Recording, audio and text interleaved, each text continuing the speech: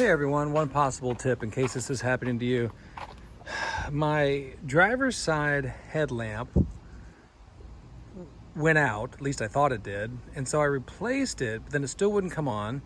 I did a lot of reading in the forums. People said to check your harnesses, check the CEM. And so then I took this little kick guard off here. This is, I think, what they call the CEM module. I looked around in there, didn't see any problems. I checked my harnesses, they were clean. One of the reasons why they recommend checking this on the 2006 Volvos, and I don't know what other years have this problem, but water sometimes leaks down from up above. That's a separate thing where the sunroof drainage drips water down in here when the drain pipes get clogged. Okay, so couldn't find any problem there, couldn't find any problem here.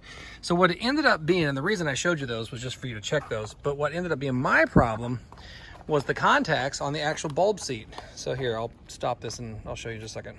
Right. So I had replaced the bulb, so I decided, well, it must not be the bulb, right? But then I came back, I put my voltmeter on these, there's two little holes in there, we take the bulb out, and I was getting voltage, and I was like, oh. So then I said, well, maybe the bulb's bad. So I tried another bulb, still no good. So then I got to wiggling it and I found out it's got something to do with the way those contacts sit in there. All right, here's what I suspect is the problem. So I don't know if you can see it on the video. Yeah, you can. You see the side closest to my thumbnail? I guess that would be on the left side.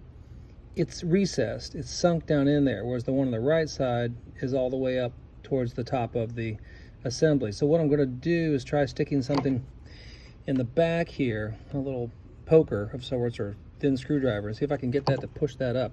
I'm not sure if that was the way that was built by design or if that's what's causing my problem, that somehow it's sunk back in there and it's not making a good contact with the leads on the bulb.